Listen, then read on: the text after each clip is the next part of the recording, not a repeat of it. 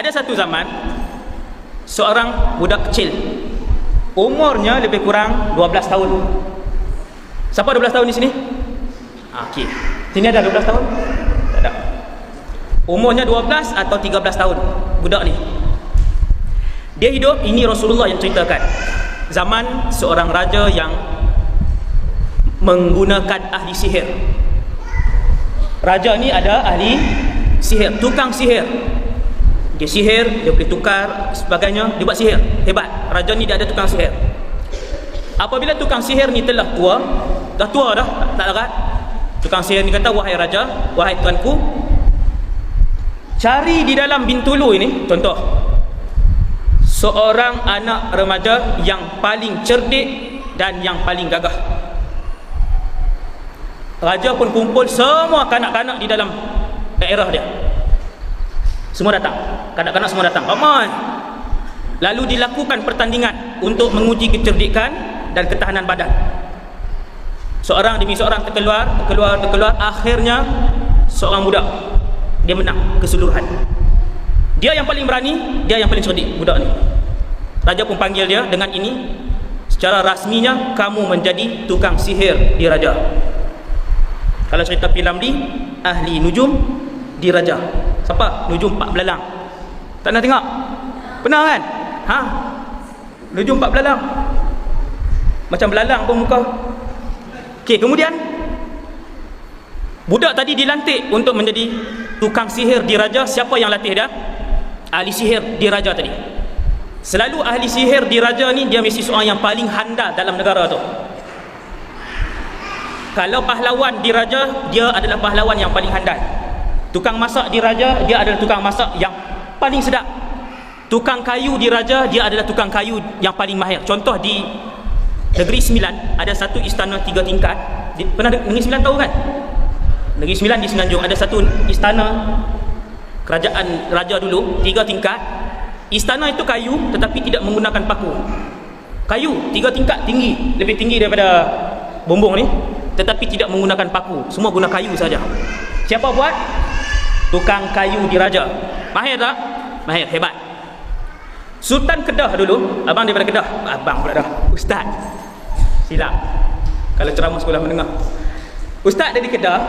Dulu Sultan Kedah, hulu balangnya adalah daripada pasukan silat. Silat apa? Bukan gayung. Cekak harimau, bukan. Silat cekak Hanafi. Hulu balang Sultan Kedah dulu adalah di kalangan pasukan silat cekak Hanafi. Kedah sekarang ni dia punya ibu negeri dia Alostar. Dulu kota Kuala Muda. Satu ketika dulu kota Kuala Muda nama dia. Hulu balang ketika tu silat cekak Hanafi. Silat cekak Hanafi kuat waktu tu, hebat. Kemudian jadi tukang sihir di raja ni setiap hari budak ni datang ke istana, masuk ke bilik tukang sihir, dan tukang sihir ni ajar. Baca macam ni, orang akan jadi sakit perut. Ambil patung macam ni, bakar, orang tu melecur tubuh badan dia. Kalau ambil daun ni campur dengan daun ni, suami isteri akan bercerai. Belajar sihir. Kalau baca mentera ni, jin hantu raya akan keluar. Oh, macam-macam dia belajar hari-hari. Sehari demi sehari dia belajar dengan tukang sihir, akhirnya dia mahir. Pada satu hari, anak-anak pelajar sekalian, anak ini, budak kecil ni, dia berjalan. Dia tengok ada sebuah rumah. Dia pun pergi tengok rumah tu. Ada seorang lelaki sedang beribadat dalam rumah tu. Maksudnya seorang ulama. Ulama ni sedang beribadat, dia zikir. Hasbi Rabbi. Hidup seorang kan. Dalallah. Budak ni dengar. Dia dengar, budak ni tengok. Ma fi qalbi. Budak ni suka. Ghairullah.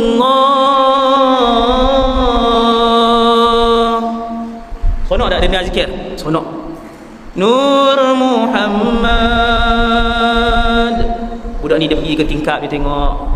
Sallallahu la ilaha illallah. Dia pun masuk. Hasbi Rabbi. Budak ni pergi salam. Dia pun tengok, dia kata, Tuan Guru, apa yang Tuan Guru buat? Tuan Guru tu pun panggil dia. Dia kata, saya beribadat. Saya baca kitab Injil, saya baca kitab Taurat. Waktu tu adalah agama Nabi Isa ataupun Nabi Musa. Zaman tu, agama zaman itu yang diguna pakai Nabi Musa atau Nabi Isa, Taurat ataupun Injil. Dia pun kata, saya seronok tengok Tuan Guru beribadat, Tuan Guru solat, Tuan Guru berzikir, Tuan Guru baca Injil. Saya nak belajar dengan Tuan Guru budak ni. Maka kata Tuan Guru tadi, silakan. Apa kamu buat sekarang? Sekarang saya dipilih untuk jadi tukang sihir di istana. Setiap hari saya pergi belajar dengan tukang sihir dan saya balik. Boleh tak dalam perjalanan balik saya nak belajar dengan Tuan Guru? Tuan Guru jawab, boleh. Maka bermula daripada hari itu, setiap hari dia keluar rumah dia pergi ke istana belajar sihir. Selalunya tukang sihir ni baik ke jahat?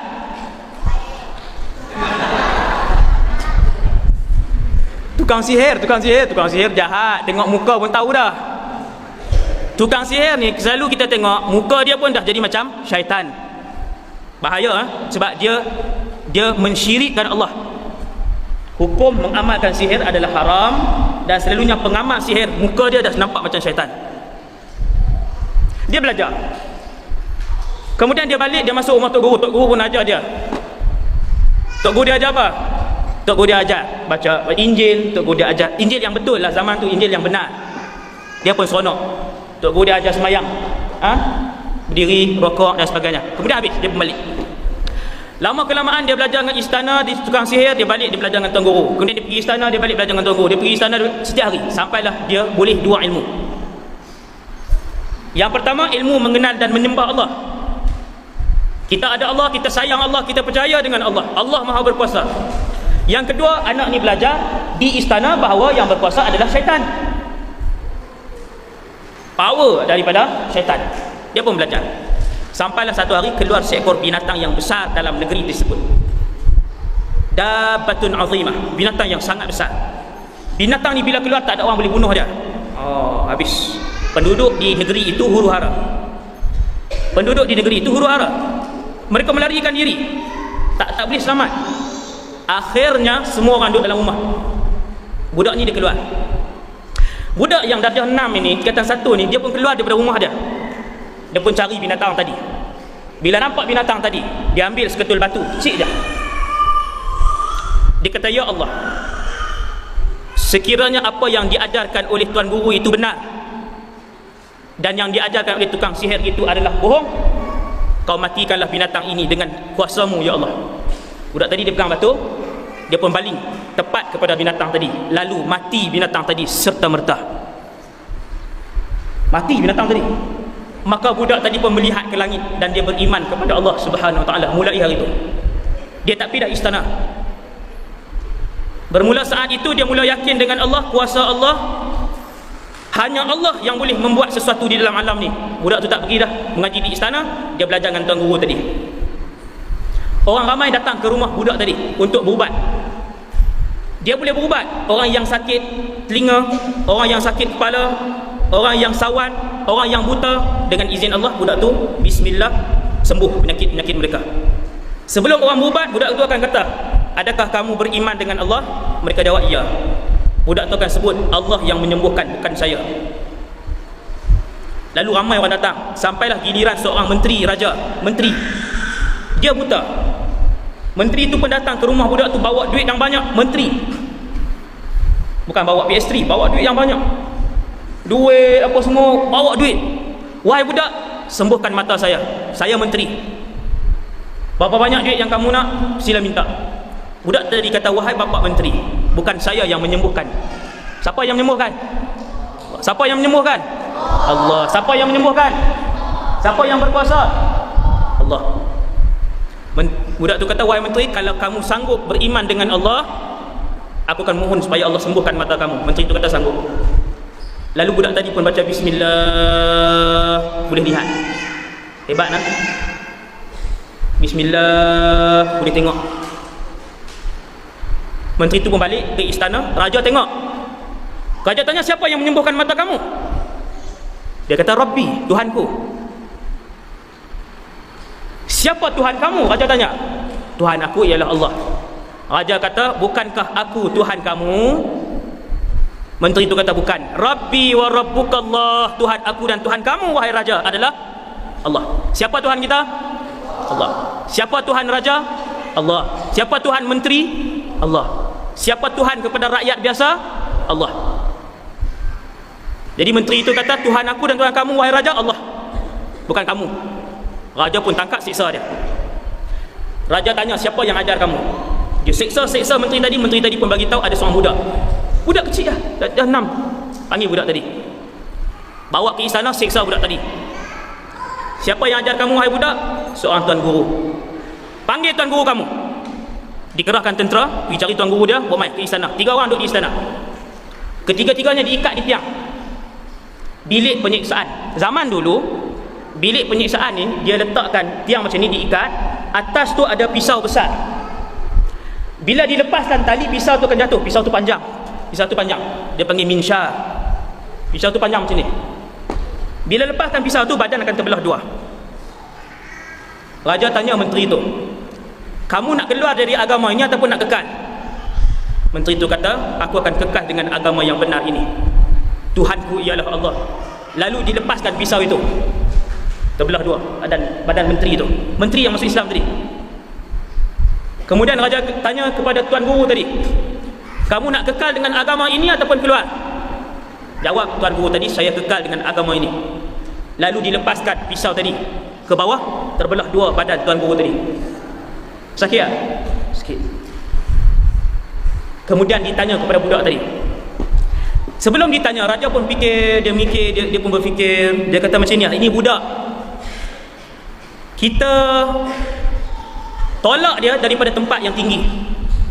Raja pun arahkan askar tentera, bawa budak ni naik gunung yang tinggi, tolak dia daripada atas, biar badan dia hancur di bawah. Tolak.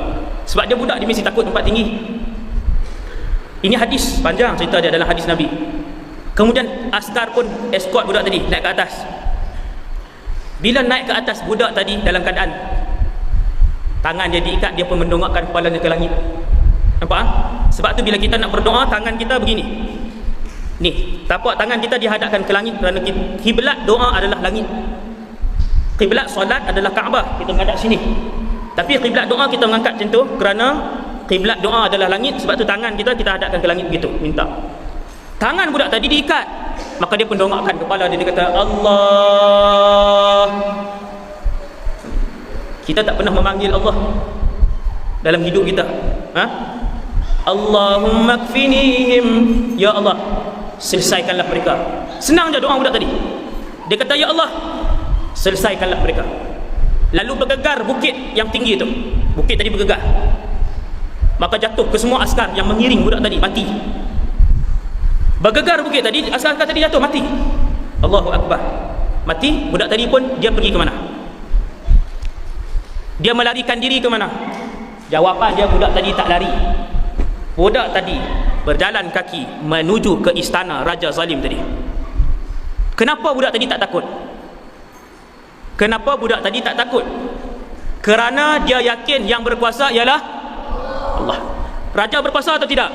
Tidak. Yang berkuasa ialah tuan-tuan, Nabi, para pelajar sekalian, Nabi cerita budak tadi pergi ke istana semula. Dia pergi menghadap raja.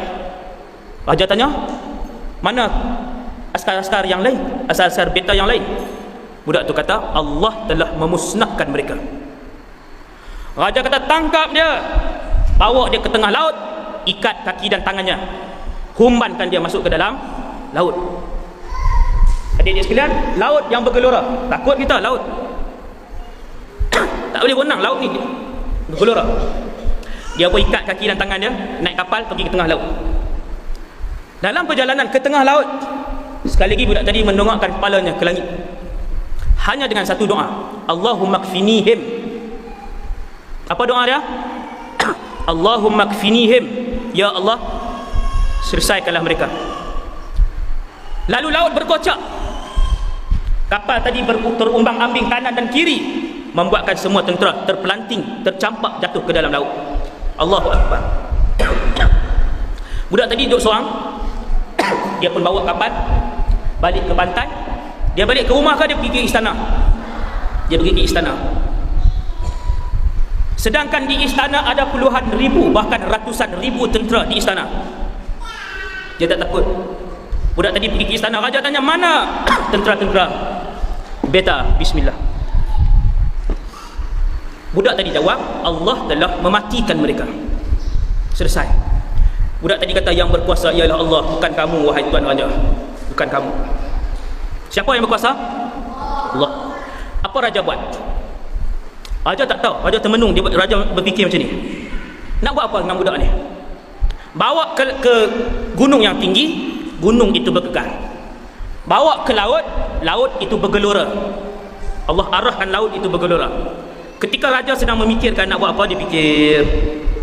Kata budak tadi, budak tadi sebut, wahai tuanku, kalau nak bunuh Patih, nak bunuh saya, esok tuanku kumpulkan semua rakyat Bintulu ini. Contoh maksudnya ramai lah rakyat negeri itu. Betul-betul kumpulkan semua sekali rakyat sini, ikat aku di tengah-tengah padang. Ikat aku di tengah-tengah padang. Kemudian tuanku panah saya di antara dua mata saya di sini, dan tuanku sebut sebelum panah saya, bismillah, dengan nama Allah Rabbil Ghulam, Tuhan kepada anak kecil ini. Baca apa? Bismillah Rabbil Ghulam. Kemudian raja pun malam tu buat pengumuman, semua rakyat esok mesti berhimpun. Ramai berhimpun. Keesokan paginya semua rakyat berhimpun di tengah padang yang luas. Diikat anak kecil tadi di situ. Hebatlah anak kecil ni yang beriman dengan Allah. Diikatkan di tiang. Raja pun cari anak panah yang diberikan kemarin. Semalam budak tu bagi satu anak panah, guna anak panah tu. Raja sendiri yang panah, dia pun tarik, dan dia ingat budak tu sebut untuk membacakan bismillah Rabbil Ghulam. Raja pun tarik panah tadi. Raja pun baca dengan nama Allah, Tuhan budak ni. Diluncurkan anak panah tadi, lalu tepat kena pada dahi anak kecil tadi. Maka mati syahidlah budak tadi, dia pun mati syahid. Apabila semua rakyat lihat, puluhan ribu rakyat yang berhimpun tu tengok keagungan kuasa Allah Subhanahu Wa Taala, keimanan anak kecil ini kepada Allah, semua yang hadir tadi sebut apa? Amanna bi Rabbil Ghulam. Kami semua beriman dengan Tuhan budak ni. Semua masuk Islam. Sebab apa? Sebab budak ni. Bila semua masuk Islam, raja pun marah, dia murka. Dia arahkan tentera dia yang ratus ribu tadi buat satu parit yang besar. Para pelajar sekalian, parit yang besar ni, parit faham tak parit? Satu longkang pasu parit dikorek besar, dibakarkan api di dalam parit itu. Raja tangkap semua yang beriman, buat parit, bakar api, lalu ditolak seorang demi seorang. Dipanggil seorang datang, ditolak. Dipanggil seorang, parit yang luas tadi ditolak untuk ditanam dalam parit yang berapi tadi. Sampailah semua, seorang yang masuk Islam, semuanya masuk Islam. Kesemuanya mati syahid dan tidak keluar daripada agama Islam itu. Kerana mereka percaya bahawa yang berkuasa ialah semua mati, tapi mereka mati syahid. Mati syahid, tak sakit, masuk syurga tanpa hisab. Akhirnya sampai kepada giliran seorang ibu. Ibu tadi dia pegang anak kecil, anak yang masih menyusu di sini dia pegang. Askar tanya dia, wahai makcik, makcik nak keluar daripada agama ni, kami bebaskan. Tapi kalau nak kekal dalam agama ni, kami akan tolak masuk dalam api itu. Ibu ni tengok anak dia, dia kesian dengan bayi yang dia bawa. Dia pergi ke depan, dia undur balik, dia berundur ke belakang 2-3 tapak. Kemudian dia pergi ke depan, bila dekat dengan api, diundurkan, dia kembali ke belakang. Apabila dia pergi ke depan sekali lagi, anak kecil yang sedang dikendongnya itu melihat tepat ke wajah ibunya. Anak kecil tadi tengok muka ibu dia. Anak kecil itu bercakap dengan izin Allah, ya ummah, wahai ibu, terjunlah, sesungguhnya kita berada bersama Allah yang benar. Wahai ibu, terjun, sesungguhnya agama ini agama yang benar.